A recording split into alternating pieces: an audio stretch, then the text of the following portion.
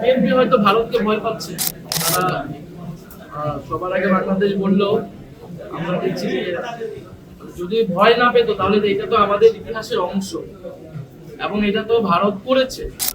BDR হত্যাকাণ্ড, ফেলানি হত্যাকাণ্ড, এটা 16 বছর ইতিহাসের বাইরে হইলেও না এবং অ্যাকাউন্টেবিলিটিটা নিশ্চিত করা সম্ভব হবে না। এটা একটা স্বায়ত্তশাসিত আইন প্রয়োজন, কাঠামো প্রয়োজন। তুলাইয়া খানকাকে ধারণ করে এই ধরনের লোক নেতৃত্বে রেখে পর্যাপ্ত পরিমাণ জনবল রাখতে হবে, কারণ এখানকার সিকিউরিটিটা খুবই গুরুত্বপূর্ণ, নিরাপত্তাটা খুবই গুরুত্বপূর্ণ। যে কোনো লোককেও এখানে নিয়োগ দেওয়া যাবে না এবং এখানে যে মানুষ আসতেছে তারা যাতে সঠিকভাবে এটা উপভোগ করতে পারে, দেখতে পারে এবং এখানে যাতে এক্সপ্লেইনার লাগবে, ব্যাখ্যা দিবে এই ধরনের মানুষকে, সে ধরনের ব্যবস্থা লাগবে। আমরা যখন বিদেশে গিয়েছি বিভিন্ন জাদুঘর, জাতীয় জাদুঘর, বিশেষত চীনে আমি যখন গিয়েছিলাম, তো সেখানে কিন্তু আমাদের পুরো ঘুরে ঘুরে সাধারণ যারা ভিজিটর হয় তারা এক্সপ্লেইন করার একটা ব্যবস্থা আছে, সেখানে তারা অডিও শুনতেছে অথবা কেউ একজন ব্যাখ্যা করে করে সবকিছু বলছে। তো এইরকম এইখানে আধুনিক ব্যবস্থা লাগবে এই জাদুঘরে।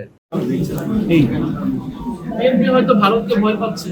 তারা সবার আগে বাংলাদেশ বললেও আমরা দেখছি যে যদি ভয় না পেত তাহলে এটা তো আমাদের ইতিহাসের অংশ এবং এটা তো ভারত করেছে। যেটা ইতিহাসের অংশ সেটা কেন থাকবে না?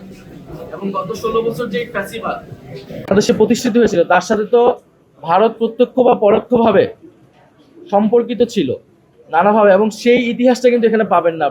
আপনার পুরো জাদুঘর করলে মনে হবে না যে এখানে যে এটা যে শুধু দেশীয় ফ্যাসিবাদ না, এটার সাথে যে বৈদেশিক শক্তি জড়িত ছিল, বিশেষত ভারত, এখানে নানাভাবে সেই ইতিহাসটা আসলে এটার প্রথম সবচেয়ে প্রত্যক্ষ করি আমরা বর্ডারে। আসলে সীমান্ত হত্যা, যদিও 71-এর পর থেকে সীমান্ত হত্যা শুরু হয়েছে, বিডিআর হত্যাকাণ্ড, ফেলানি হত্যাকাণ্ড, এটা 16 বছর ইতিহাসের বাইরে হইলেও বিগত 16 বছরে যে ভারতীয় আগ্রাসন এদেশে ছিল, এই মোদী বিরোধী আন্দোলন, এই বিষয়গুলোকে আসলে মানে সরিয়ে দেওয়া হয়েছে। হয়তো সরিয়ে দিয়ে মনে করতেছে এই সরকার ভারতের সাথে সম্পর্ক তারা ভালো রাখতে পারবে, কিন্তু ভারতের সাথে তো আমাদের সম্পর্ক ভালো বা মন্দের বিষয় না, সম্পর্কটা হওয়া উচিত মর্যাদাপূর্ণ।